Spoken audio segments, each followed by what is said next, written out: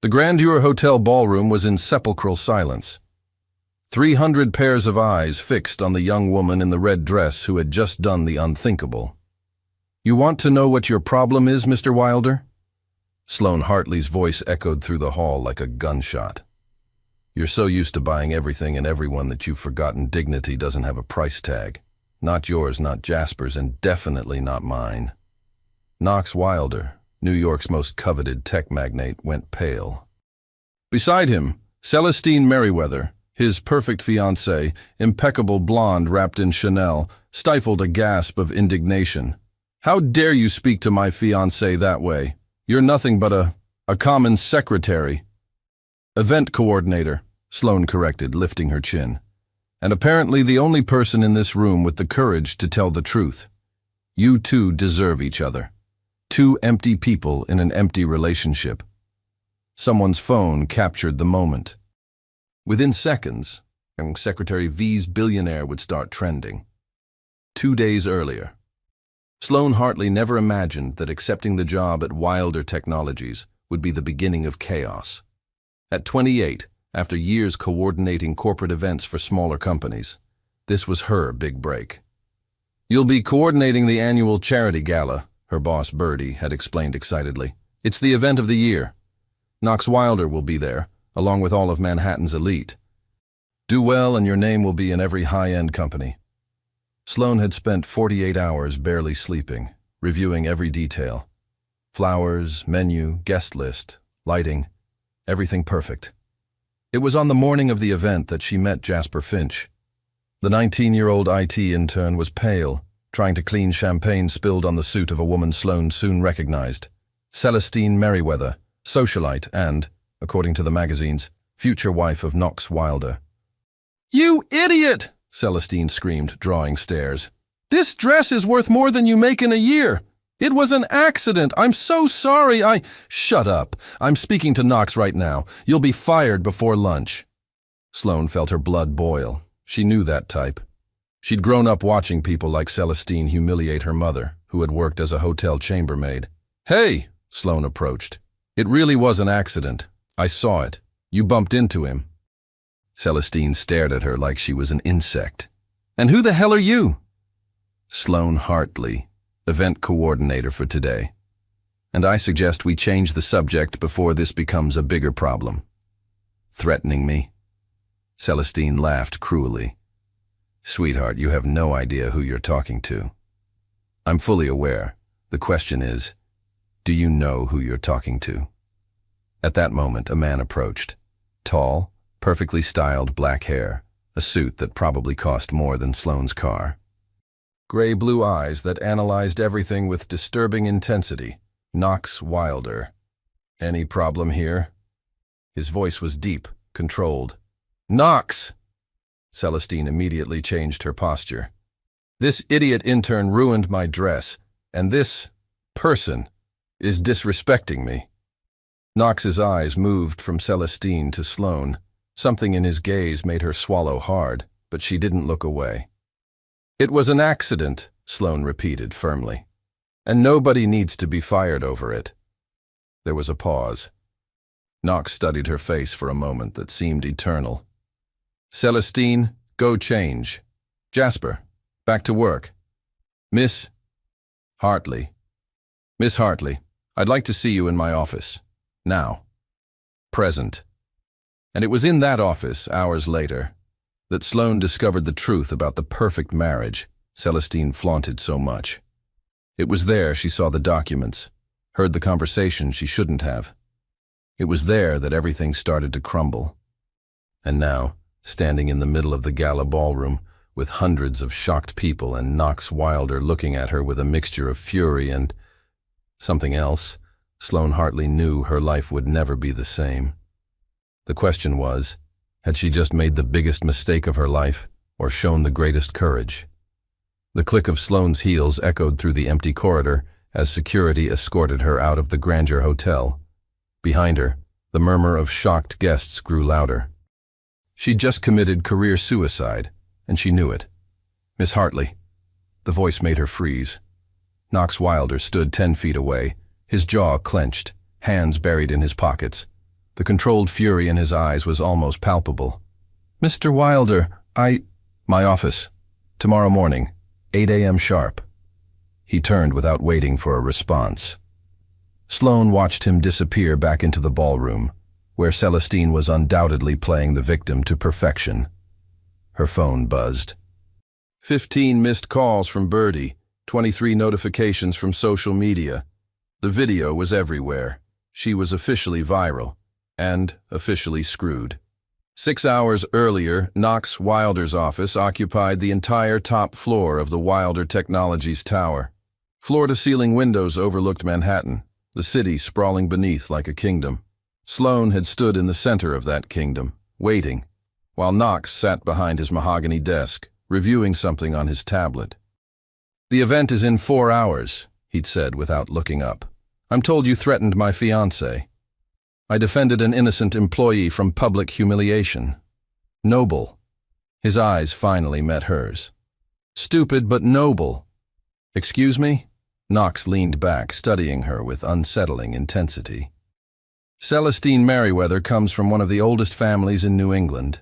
Her father controls half the venture capital on the East Coast. Crossing her is inadvisable." "So is letting her terrorize your staff." Something flickered in his expression. Amusement? Respect? It vanished before Sloane could identify it. "You're honest. I appreciate that." He stood, walked to the window. "Most people tell me what I want to hear. I'm not most people." Clearly. A pause. "The gala tonight is important. Celestine's father will be there. Our engagement will be formally announced. I need everything perfect." "It will be." Knox turned, and for a moment, Sloane saw something in his eyes, something trapped, weary. It disappeared as quickly as it came. "See that it is, Miss Hartley."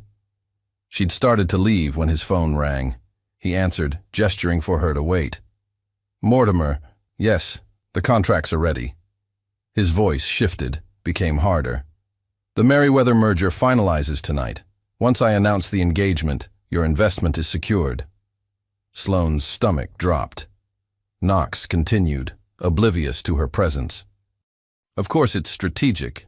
You think I'd marry that vapid—" He stopped, finally noticing Sloane frozen by the door. Their eyes locked. The silence stretched for an eternity. "I'll call you back." He hung up slowly. "Miss Hartley, your engagement is a business arrangement." Not a question. A statement. "You weren't supposed to hear that." "Does she know?" Knox's laugh was bitter. "Celestine knows exactly what this is. Her family gets access to my technology patents. I get their political connections and capital for my new AI division. Win-win. Except you're both miserable. I'm a businessman, Miss Hartley, not a romantic. Feelings don't factor into my decisions." Sloane had stared at him. This powerful man in his glass tower, selling himself like a commodity. That's the saddest thing I've ever heard. Something dangerous flashed in his eyes. "Your opinion wasn't requested." "No, but apparently it's needed." She'd stepped closer, surprising herself. "You're brilliant enough to build a tech empire, but too cowardly to admit you're selling your soul." "Careful, Miss Hartley." "Why? What'll you do? Fire me? At least I'll leave with my dignity intact. Can you say the same?" The air between them crackled. Knox moved closer, his presence overwhelming. "You know nothing about my life or my choices." "I know enough." Sloane's heart hammered. "I know that in 4 hours, you'll stand on that stage and lie to everyone, including yourself. And that woman you're marrying, she doesn't love you. She loves your money and your name. And you think you understand love?" His voice dropped, dangerous and intimate. "You, who coordinates parties for people you despise." The words stung because they were partially true. At least I'm not pretending to be something I'm not. They stood inches apart, the tension electric. For a breathless moment, Sloane thought he might. Knox stepped back abruptly. "Get out. Make sure tonight is perfect, or you're done. Understood?" She'd left, shaking with adrenaline and anger, and something else she refused to name. Present. 2 a.m. Sloane's apartment was dark when her phone rang. Unknown number. Hello? You just made a very powerful enemy. Celestine's voice was silk over steel. I'm going to destroy you, Sloane Hartley. Your career, your reputation, everything. By the time I'm done, you'll wish you'd kept your mouth shut. Is that supposed to scare me? It should. I always get what I want. Always. A pause. Including Knox. The line went dead. Sloane sat in the darkness, her heart racing. Tomorrow, she'd face Knox Wilder in his office. Tomorrow, she'd likely lose everything. But as she replayed the moment in the ballroom, the shock in Knox's eyes, the crack in his perfect facade, she couldn't bring herself to regret it. Some truths needed to be spoken, no matter the cost. Sloane arrived at Wilder Technologies at 7:45 a.m., determined not to give Knox the satisfaction of seeing her rattled. The building's lobby was already buzzing with employees whispering behind their coffee cups. She caught fragments. The video, completely insane. Celestine must be furious. The elevator ride to the top floor felt like ascending to the gallows. Knox's assistant, a sharp-eyed woman named Petra, barely glanced up. He's expecting you, go in. Sloane pushed open the heavy door. Knox stood at the window, his back to her, silhouetted against the morning sun. He didn't turn. 12 million views, he said quietly. In less than 8 hours. Impressive.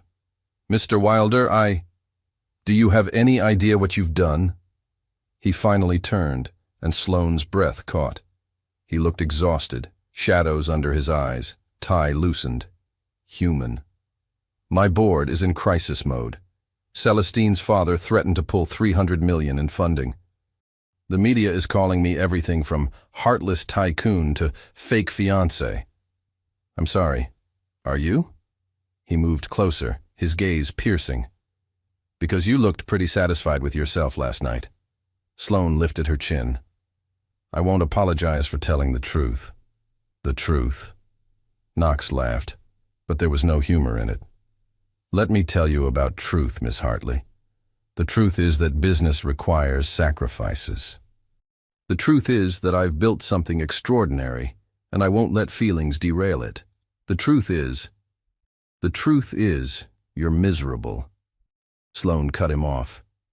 I saw it in your eyes yesterday, before everything exploded. You hate this arrangement as much as I hate watching it. Silence fell like a blade. Knox's jaw worked. You presume too much. Do I? They stood in the charged space between them, the air crackling with unspoken things. Knox broke first, turning away. I should fire you. So, fire me. Don't tempt me. He poured himself a drink, despite the early hour. Whiskey, neat. Unfortunately, firing you now would make me look exactly like the villain you painted me as. So this is about image? Everything is about image, Miss Hartley. Welcome to my world.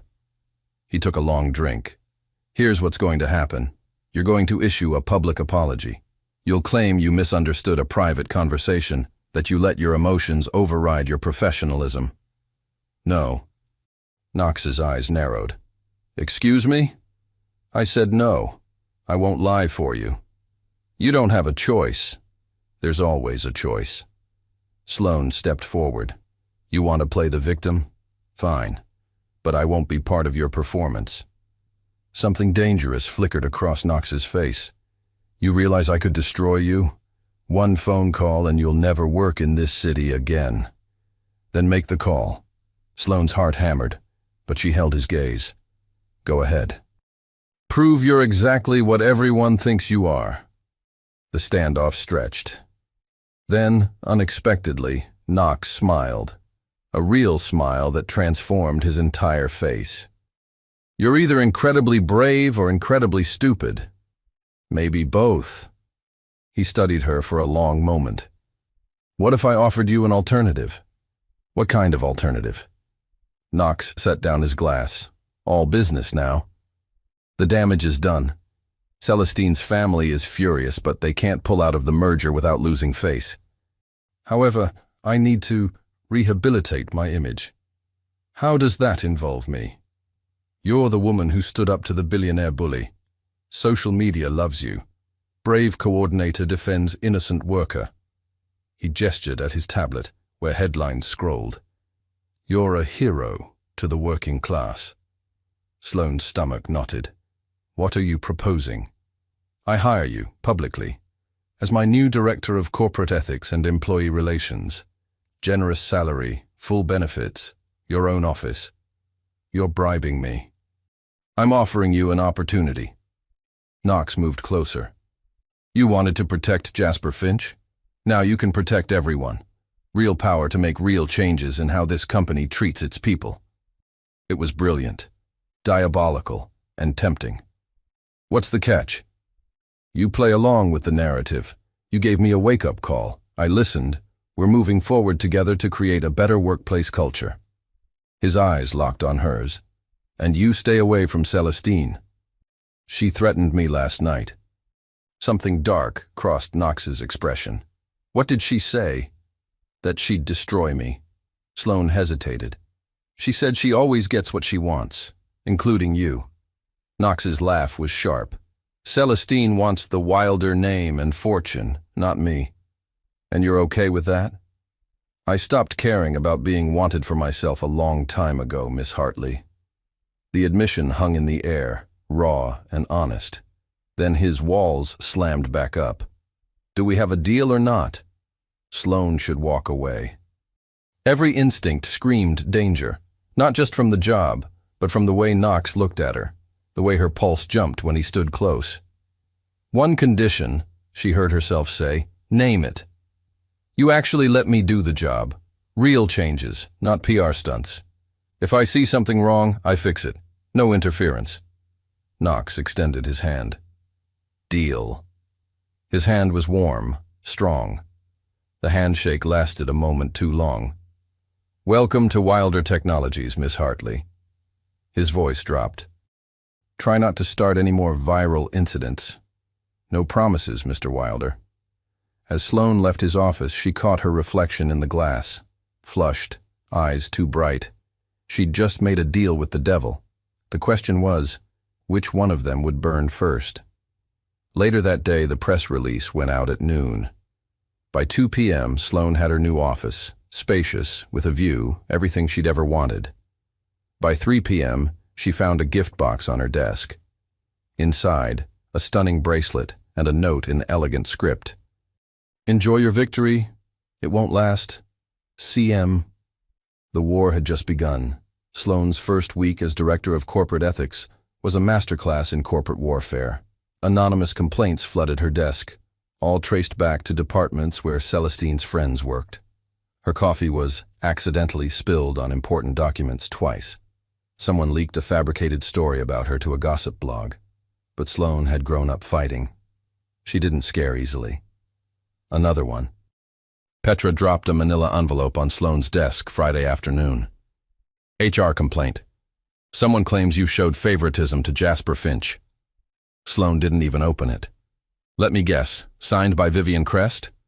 How'd you know? Vivian lunches with Celestine every Tuesday. Sloane filed it away. Anything legitimate today? Petra's expression shifted. Actually, yes. Engineering department. 3 employees claim their manager has been, she paused delicately, inappropriate. Unwanted advances, uncomfortable comments. Finally, real work. Set up confidential meetings. I want to hear from each of them separately. Sloane was already taking notes. And get me the manager's file. The manager is Duncan Rhodes. Sloane's pen stilled. Duncan Rhodes. Knox's college roommate. Best man at the upcoming wedding. I see. Sloane. Petra lowered her voice. Rhodes and Mr. Wilder are close. Like brothers. You sure you want to do my job? Yes. Sloane met her eyes. That's exactly what I want to do. That evening, Knox found Sloane in her office at 8 p.m., surrounded by employee files and cold coffee. You're still here. He leaned against the doorframe, tie gone, sleeves rolled up, dangerously attractive. So are you. I practically live here. He moved into her office, studying the organized chaos. What's all this? A case I'm building. Against? Sloane hesitated. Duncan Rhodes. Knox's entire demeanor changed. Duncan? What about him? 3 women have filed complaints. Sexual harassment. There may be more who haven't come forward yet. That's impossible. Knox's voice hardened. Duncan wouldn't what? Abuse his power? Make women uncomfortable? Sloane stood, facing him. You really think your friendship makes him incapable of this? I think 3 anonymous complaints aren't evidence. They're not anonymous. I have names, dates, specific incidents. She pushed a file across her desk. Read it yourself. Knox didn't touch it. This is Duncan we're talking about. I've known him for 15 years. And I've known men who seemed perfect until they weren't. Sloane's voice was steel. You hired me to do a job. Let me do it. By destroying my best friend's reputation on hearsay. By protecting your employees from a predator. Sloane's control snapped. You want to know what one of them told me? She's 23, Knox, fresh out of college. He cornered her in a supply room and put his hand on her thigh. When she pushed him away, he said, Don't be a tease. Knox's jaw clenched. Did you get proof? She has texts, emails, a pattern of behavior going back 2 years. Sloane's eyes blazed. But sure, protect your friend. Prove that everything I said about you was right. The words landed like a slap. Knox moved closer, his presence overwhelming. You don't know what you're asking me to do. I'm asking you to be the man you claimed to be when you hired me. Sloane didn't back down. Or was that all just PR? They stood inches apart, the tension crackling between them, anger and something far more dangerous. You're infuriating, Knox said quietly. You're impossible. If I do this, if I investigate Duncan, it'll destroy everything. He's Celestine's cousin. The Merriweathers will see it as an attack. Sloane's breath caught. He's her cousin. Second cousin. Close enough. Knox's eyes were dark, conflicted. This isn't just about Duncan. It's about a $300 million deal, strategic partnerships, my entire expansion plan. It's about 3 women who deserve justice. It's about choosing between friendship and strangers. No. Sloane stepped closer.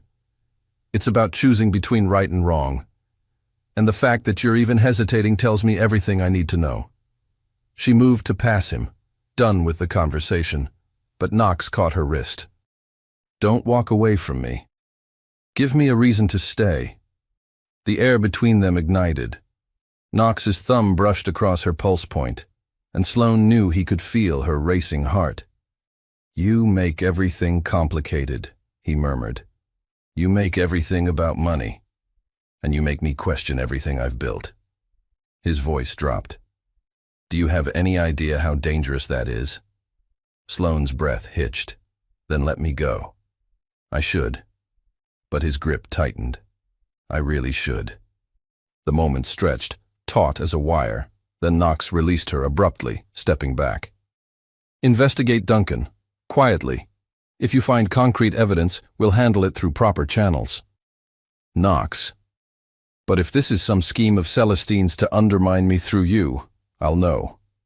His eyes were hard again, and neither of you will like the consequences. He left before Sloane could respond. She sank into her chair, her wrist still warm from his touch, her mind reeling. The investigation, Celestine's threats, Knox's conflicted loyalty. It was all spiraling out of control. Her phone buzzed, text from an unknown number. Having fun playing executive? Knox may be intrigued now, but he'll choose his real future over a temporary distraction. They always do. See you at dinner tomorrow. Celestine will be announcing our wedding date. Do try to smile. CM. Attached was an invitation to a private dinner at Celestine's family estate. A command performance. Sloane stared at the message, then at the files on her desk. She'd walked into a war zone with nothing but her principles and a dangerous attraction to a man who might never choose her over his empire. But she'd never backed down from a fight in her life. She wasn't about to start now. Midnight Knox sat in his penthouse, the city lights sprawling below, Duncan's file open in front of him. The evidence was damning. Sloane had been thorough, meticulous, professional. He picked up his phone 3 times to call Duncan, put it down 3 times. Finally, he texted Sloane, "You were right. We investigate. Properly." Her response came immediately. "Thank you." 2 words that made him feel like he'd won something and lost everything. The Merriweather estate in the Hamptons was obscenely beautiful, all old money elegance and carefully curated perfection. Sloane felt out of place the moment she stepped out of the car Knox had sent for her. "You came." Knox appeared at her elbow, devastating in a dark suit. "I wasn't sure you would. Celestine made it clear my presence wasn't optional." Sloane smoothed her dress, simple black, the nicest thing she owned, still painfully inadequate. "Why am I really here?" "Celestine's father wants to meet the woman who enlightened me." His tone was sardonic. "Also, she's announcing our wedding date, June 15th. "Congratulations." The word tasted bitter. Knox's eyes found hers. "Don't." "Don't what?" "Don't look at me like that. Like I'm betraying something." His voice dropped. "We both know what this is." "Do we?" Before Knox could answer, Celestine appeared in a cloud of Chanel No. 5 and silk. "Knox, darling, and Sloane, how brave of you to come." Her smile was razor-sharp. "That dress is quaint. Celestine." Knox's hand moved to the small of Sloane's back, protective. "Shall we go in?" The touch sent electricity through Sloane's spine. From Celestine's expression, she'd noticed. Dinner. 20 guests sat at the long mahogany table. Sloane was seated between a hedge fund manager who ignored her and Celestine's mother, Cordelia, who did not. "So you're the viral sensation." Cordelia's voice could cut glass. "How enterprising, turning public humiliation into a career opportunity." "Mother," Celestine interjected smoothly, "Sloane is actually proving quite useful. Knox's approval ratings among the working class have skyrocketed." "How delightful. Using the help to improve image." Cordelia sipped her wine. "Very modern." Sloane's fingers tightened on her fork. Across the table, Knox's eyes met hers. Apologetic, frustrated. "Actually," Sloane said clearly, "I'm there to ensure employees are treated with dignity, something money can't buy." The table went quiet. Cordelia's smile froze. "How charming. She has opinions." "Lots of them," Sloane agreed. "For instance, I think people who measure worth in dollars are usually bankrupt in everything that matters." Knox coughed, hiding what might have been a laugh. Celestine's eyes flashed dangerously. "Sloane, perhaps you'd like to see the gardens? Get some air?" It wasn't a suggestion. The gardens. They walked in hostile silence until they were far from the house, surrounded by perfectly manicured roses. "Let's drop the act," Celestine said. "You think you're special? You think Knox actually cares about you?" "I think you're terrified he might." Celestine laughed, cold and beautiful. "Knox doesn't care about anyone but himself. That's why we're perfect together." "Then why are you so threatened by me?" "Threatened? Darling, I'm bored, and you're entertainment." Celestine examined her manicured nails. "But since you're here, let me educate you. Knox and I have an arrangement. I give him access to my family's power. He gives me the Wilder name and freedom to do whatever, whoever I want." Sloane's stomach turned. "Does Knox know about the whoever?" "He doesn't care. That's the beauty of it." Celestine stepped closer. "We're both using each other. No messy feelings, no expectations. Can you offer him that?" "I can offer him honesty." "How pedestrian?" Celestine's mask slipped, showing something ugly beneath. You want to know the real reason I called you here? To watch you realize you don't belong. Look at you. Cheap dress, no connections, no power. You're a pet project, a charity case. The moment you stop being useful, he'll discard you. Is that what happened with Duncan? Celestine's eyes widened. Just for a second, but Sloane saw it. What about Duncan? You know exactly what I mean. Did you know what he was doing to those women? Or did you just not care? Careful, Sloane. Celestine's voice turned to ice. You're playing a game you don't understand. Try me. Duncan is family, and family protects family. She smiled, vicious. Drop the investigation, or I'll make sure you regret it. I can be very creative with revenge. I don't scare easily. You should. Celestine leaned in, her perfume suffocating. Because unlike you, I actually know Knox. I know his pressure points, his secrets, what he fears most. And I will use every single one to destroy you if you don't back off. Is that a threat? It's a promise. Footsteps on gravel made them both turn. Knox approached, his expression unreadable. Am I interrupting? Not at all. Celestine's mask snapped back into place. Just getting to know your little project better. She's delightful. She brushed past Knox. Don't be long, darling. Father wants to make the announcement. Knox watched her go, then turned to Sloane. What did she say to you? Nothing I can't handle. Sloane. She threatened me if I don't drop the Duncan investigation. Sloane met his eyes, which tells me we're on the right track. Knox's jaw tightened.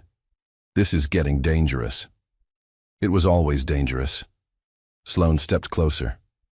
Question is, are you going to let her intimidate you into backing down? She's threatening you, not me. So protect me. The words hung between them, loaded with meaning beyond the investigation. Knox's eyes darkened. You don't know what you're asking. Then tell me why you're really marrying her. And don't give me the business speech. Tell me the truth. For a moment, Sloane thought he might. His guard dropped, and she saw something raw and desperate in his eyes. Then his phone rang. It's HR, he said, checking the screen. Duncan just filed a counter-complaint against you. What? He's claiming you fabricated evidence to frame him. That you have a vendetta against men in power. Knox's expression hardened. And he's got witnesses, 3 employees willing to testify that you coerced them into lying. Sloane's world tilted. That's insane. He's lying. I know. Knox's voice was quiet, certain. But he's forcing my hand. Either I publicly back you, risking the Merriweather alliance and everything that comes with it, or I distance myself and let you fall. Which will you choose? The question echoed in the garden, surrounded by perfect roses and perfect lies. Knox looked at her, really looked at her, and Sloane saw the war raging behind his eyes. Come on, he finally said. We need to get back before they notice. He hadn't answered, which was answer enough.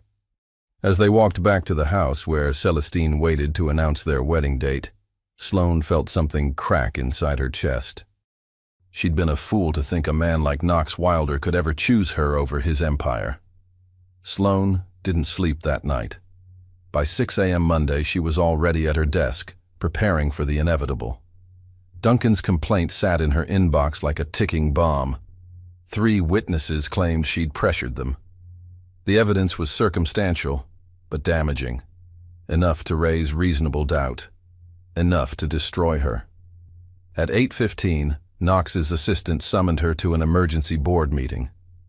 The boardroom was full, 12 executives, all men except for one woman who wouldn't meet Sloane's eyes. Duncan sat at the far end, looking victimized and righteous. Celestine lounged near the door, observing like a cat watching mice. Knox stood at the head of the table, unreadable. Miss Hartley, Board Chairman Ernest Blackwell began. Serious allegations have been raised about your conduct. May I speak? Sloane's voice cut through the room. Blackwell frowned. This is not a trial. Then let's make it one. Sloane opened her laptop. Duncan Rhodes claims I fabricated evidence. Let's examine that evidence.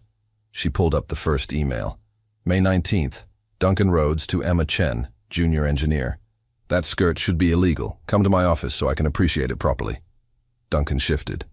That was a joke. June 3rd, text message to Leah Morrison. Working late again? I could keep you company. I'm very good with my hands. Sloane's voice was steel. Still joking? Context matters. July 12th. Security footage. Sloane played the video. Duncan cornering a young woman in the copy room, hand on her waist, her body language screaming discomfort. This is Yasmin Okafor. She filed an HR complaint 3 months ago. It was dismissed. Want to guess who dismissed it? She looked pointedly at the female board member, Patricia Hale, VP of Human Resources. Patricia's face drained of color. You buried it, Sloane said quietly, because Duncan is connected, because it was easier than dealing with the fallout. That's a serious accusation, Blackwell warned. It's the truth. Sloane met Knox's eyes. I have 12 women willing to testify. Emails, texts, witnesses. A pattern spanning 4 years. And Duncan's 3 witnesses? She pulled up their employment records. All received promotions in the last 6 months. All report directly to Duncan. The silence was deafening. Duncan stood abruptly. This is character assassination. Knox, are you going to let her? Sit down. Knox's voice was quiet, but absolute. Duncan froze. What? I said sit down, Duncan. Knox moved to the screen, studying the evidence. Sloane, these are authenticated? Every piece. I verified the emails. Security confirmed the footage timestamps. Knox was silent for a long moment. Then, Duncan Rhodes is suspended, effective immediately. Full investigation to follow. If substantiated, termination and possible criminal charges. The room erupted. Knox, think about this. Blackwell started. I have. We're done protecting predators. Knox's eyes swept the room. Anyone who buried complaints looked the other way, or participated in this culture. You have until end of business today to resign. Otherwise, I'll fire you myself. Patricia Hale stood shakily and left without a word. Celestine's mask finally cracked. Knox, do you have any idea what you've just done? Duncan is family. Then your family should have raised him better. Knox's voice was ice. Get out, Duncan. You too, Celestine. This is a private board matter now. Duncan's face went purple. You're choosing her? Some nobody over 15 years of friendship? I'm choosing what's right. Something I should have done a long time ago. As Duncan stormed out, he stopped by Sloane. You'll regret this, he hissed. Both of you. Celestine followed, pausing at the door. Her eyes locked on Knox with pure venom. You just destroyed our merger. My father will pull every penny. Your expansion dies today. Then it dies. Knox didn't even look at her. We're done, Celestine. The engagement is off. The room went dead silent. Celestine's perfect composure shattered. You're ending our engagement? Over this? I'm ending it because I'm tired of pretending. Knox's voice was final. We both knew it was a lie. Now everyone else does too. For a moment, Celestine looked genuinely hurt. Then her expression hardened into something cruel. You think you love her? She laughed, bitter.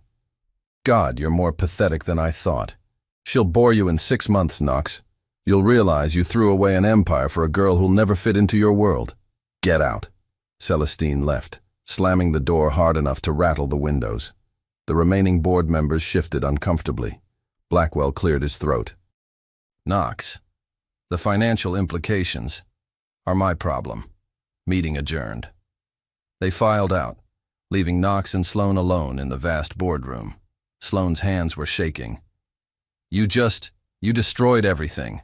The merger, the engagement, your expansion plans. I know. Knox, $300 million. I know. His control finally broke. I know what I just did. I know what it costs. Then why? Knox moved toward her, and Sloane saw something she'd never seen before. Vulnerability, raw and unguarded. Because you were right. About everything. His voice dropped. I've spent 10 years building an empire, making strategic choices, sacrificing everything for success. And I woke up one morning engaged to a woman I don't love, defending a friend who's a monster in a life that feels like a prison. Knox, you scare me, Sloan. He stepped closer. Because when I'm with you, I want things I stopped believing in. Honesty, integrity, something real. His hand cupped her face. And I don't know if I'm strong enough for that.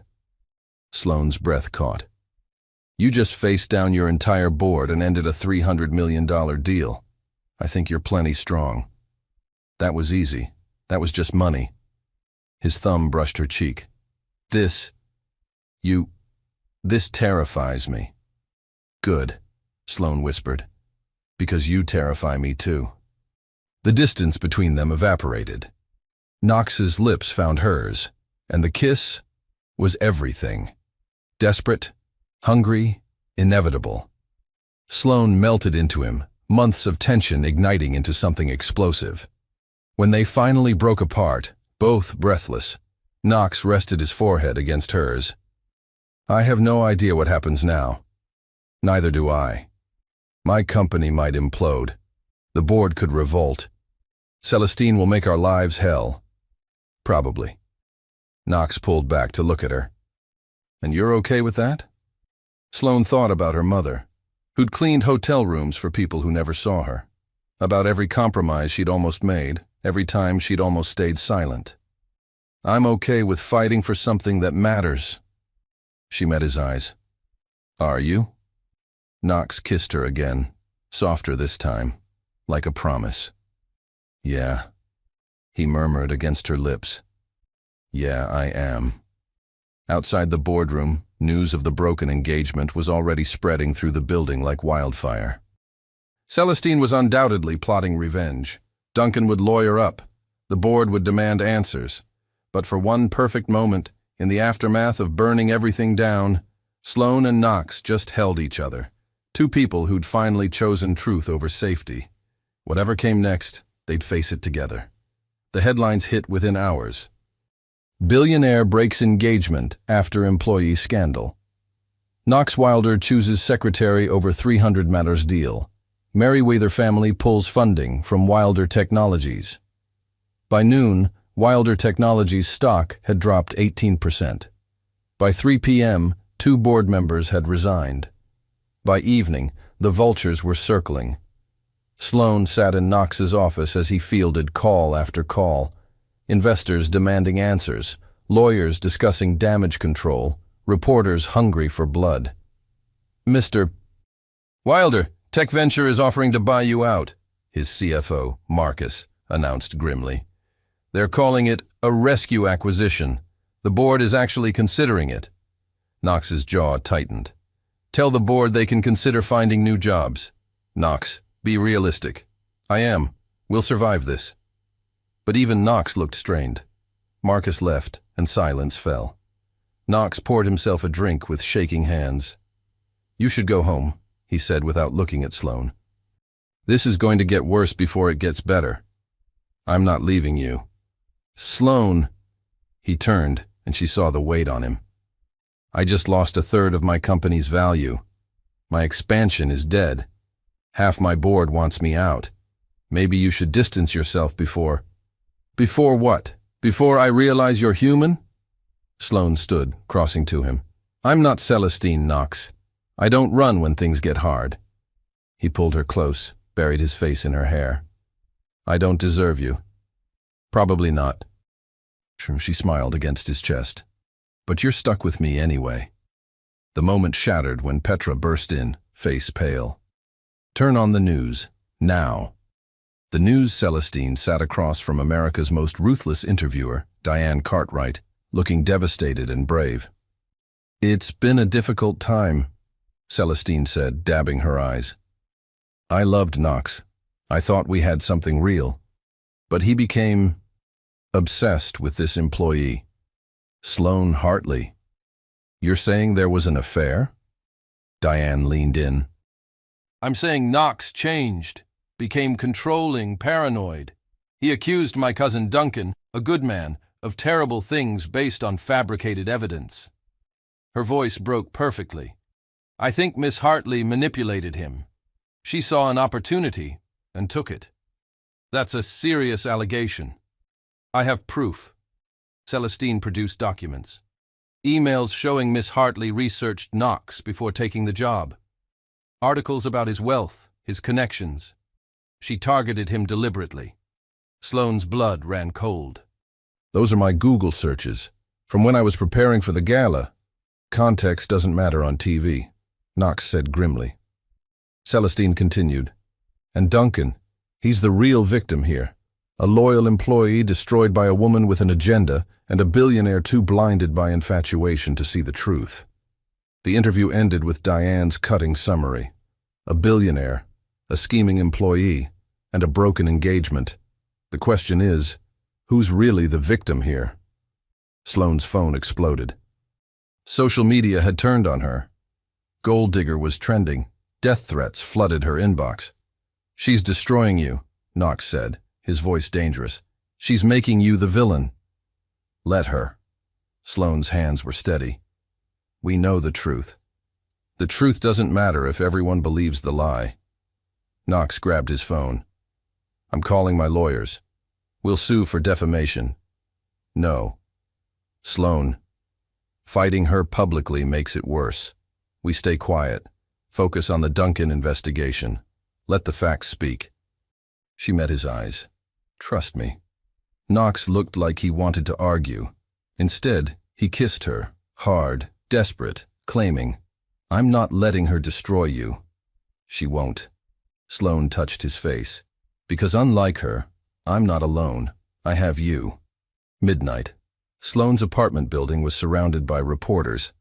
Knox brought her to his penthouse instead, all glass and steel, hovering above the city like a fortress. I've never brought anyone here, he admitted, pouring wine.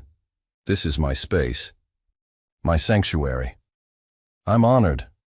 Sloane moved to the windows, the city glittering below. It's beautiful, lonely, but beautiful. Knox joined her, arms sliding around her waist. Not anymore. They stood in silence, the world trying to tear them apart while they held each other together. Regret it yet? Sloane asked quietly. Choosing me over your empire? Never. Knox turned her to face him. But I need you to understand something. Celestine won't stop. She'll use every weapon she has. Money, connections, media.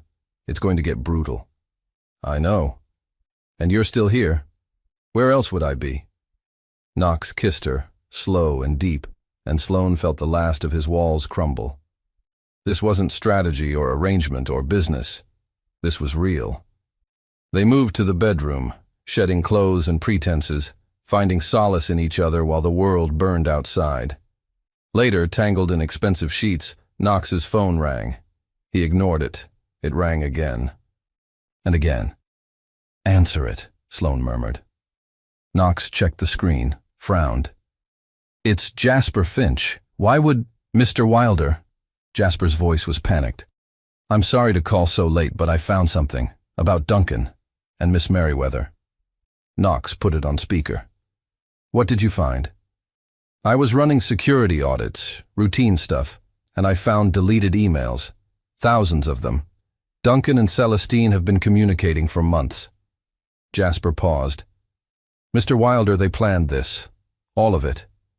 Sloane sat up. Planned what? The harassment complaints getting buried, Duncan's counter-accusations. Even... Jasper's voice dropped. Even your engagement, sir. There's an email from 6 months ago. Celestine wrote, Once we're married, I'll have access to everything. Then we can finally move forward with our plans. Knox's face went deadly calm. Send me everything. Now. There's more. They were going to force you out. Use the merger to gain board control, then vote you out of your own company. The harassment scandal was supposed to be the final nail, proof you were unstable and compromised. Sloane's mind raced. The 3 witnesses against me, all paid by Celestine. I have the wire transfers. Knox stood, pacing like a caged wolf. They tried to steal my company. And when that didn't work, Celestine's going to plan B, Sloane said. Destroy us both in the court of public opinion. What do we do? Jasper asked. Knox looked at Sloane, and she saw the predator beneath the polish. This wasn't just the billionaire businessman. This was someone who'd fought his way to the top and wouldn't go down without a war. We fight back, Knox said, but we do it smart. Sloane smiled. I have an idea. The next morning, the world woke up to a new headline. Exclusive. Evidence suggests conspiracy against Knox Wilder. The article, published simultaneously by 3 major outlets, laid out everything. Emails, wire transfers, deleted communications. Duncan and Celestine's plot, exposed in damning detail. But the real bombshell came at the end. Knox had released a statement. I'm establishing the Hartley Foundation for Workplace Ethics, funded with $100 from my personal fortune. Our mission, protecting employees from harassment and holding powerful people accountable. No more buried complaints, no more protecting predators, starting with my own company. The internet exploded. Knox Wilder redemption trended. Public opinion shifted like a tide. Celestine's carefully crafted victim narrative crumbled in hours. In Knox's penthouse, watching the fallout, Sloane turned to him. You didn't have to do that. $100 million is worth it. Knox pulled her close. You taught me something, Sloane Hartley. Some things matter more than money. Like what? Like you. He kissed her softly. Like doing the right thing. Like building something that actually means something. Sloane's phone buzzed, a text from an unknown number. You won the battle, but the war isn't over. CM. Sloane showed Knox. He didn't look worried. Let her come, he said. This time we're ready. 3 months later, Celestine made her final move. She sued Knox for $500 million. Breach of contract, emotional distress, defamation. The lawsuit was frivolous, but it was also strategic. Drag Knox through the courts, bleed his resources, keep him in the headlines. The day of the preliminary hearing, Sloane sat beside Knox in the courtroom, their fingers intertwined. Celestine arrived in black Dior, flanked by attorneys. Her eyes found Sloane's, cold and triumphant. All rise. Judge Patricia Morrison entered, a no-nonsense woman in her 60s who looked unimpressed with everyone. Celestine's lead attorney stood. Your Honor, my client suffered immense emotional and financial harm when Mr. Wilder broke their engagement. Save it, Counselor. Judge Morrison reviewed the documents. I've read the briefs. I've also seen the evidence of conspiracy, fraud, and attempted corporate theft. She looked at Celestine.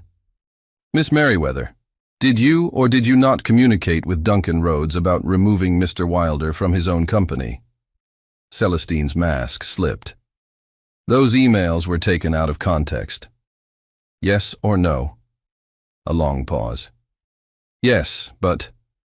And did you pay 3 employees to provide false testimony against Miss Hartley? Celestine's lawyer whispered urgently in her ear.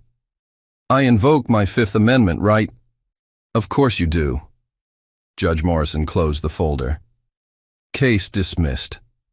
With prejudice. Additionally, I'm referring this matter to the district attorney for potential criminal charges. Fraud, conspiracy, witness tampering. She banged her gavel.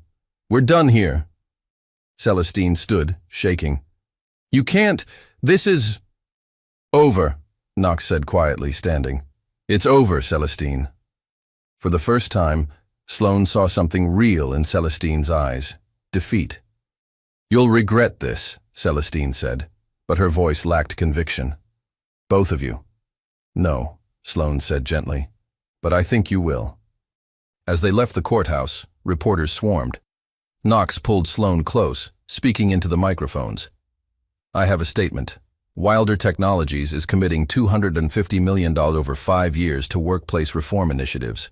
We're also partnering with law enforcement to prosecute workplace harassment cases. And personally, He looked at Sloane, his eyes soft. I'm grateful every day that someone had the courage to show me what really matters. The cameras flashed, but Sloane only saw him. 6 months later, the Hartley Foundation's first annual gala was everything Sloane had dreamed, elegant but accessible, celebrating real heroes instead of hollow wealth. She stood at the podium in a stunning emerald dress, looking out at hundreds of faces.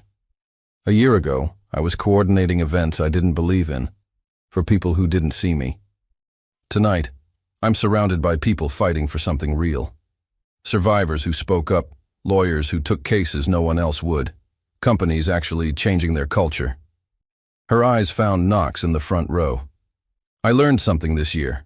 Real power isn't about money or status. It's about choosing what's right, even when it costs everything. The applause was thunderous. Jasper Finch, now director of IT security, accepted an award for his whistleblowing. The 3 women who'd testified against Duncan received standing ovations. Duncan himself was serving 18 months for fraud and harassment. And Knox. Knox watched Sloane with something like wonder. Later, on the terrace under the stars, he pulled her close. You're incredible. You know that? You're not so bad yourself. Sloane smiled. How's the company? Thriving. Turns out treating people with dignity is good for business. Who knew? Knox's expression turned serious.